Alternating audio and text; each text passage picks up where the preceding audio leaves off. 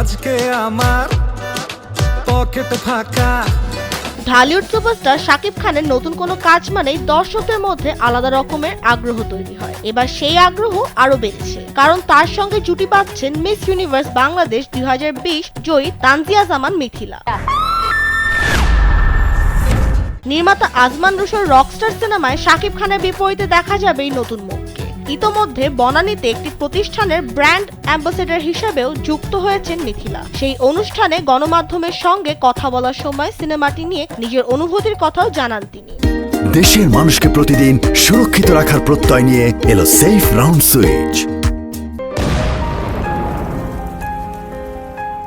এই সিনেমার মাধ্যমে বাংলাদেশে বড় পর্দায় প্রথমবার কাজ করতে যাচ্ছেন মিথিলা। বিষয়টি নিয়ে তিনি বেশ উচ্ছ্বাসিত। তার ভাষায় দেশের সিনেমা এটি তার প্রথম কাজ, আর শাকিব খানের মতো বড় তারকার সঙ্গে অভিনয়ের সুযোগ পাওয়া তার জন্য অনেক বড় অর্জন। তিনি মনে করেন এটি তার ক্যারিয়ারের জন্য ভালো শুরু হতে পারে। জানা গেছে তার অংশের শুটিং শুরু হবে 18 এপ্রিল থেকে। মানুষের ভালোবাসা থাকবে হাতের মুঠে।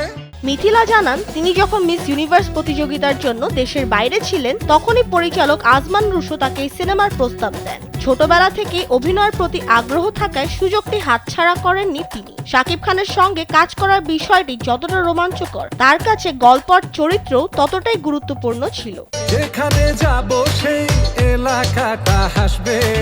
মিথিলা বলেন, আগে গল্প নিজের চরিত্র সম্পর্কে জেনে ভালো লেগেছিল। পরে যখন জানলেন শাকিব খানও আছেন, তখন মনে হয়েছে এটি সত্যি বড় একটা কাজ হতে যাচ্ছে।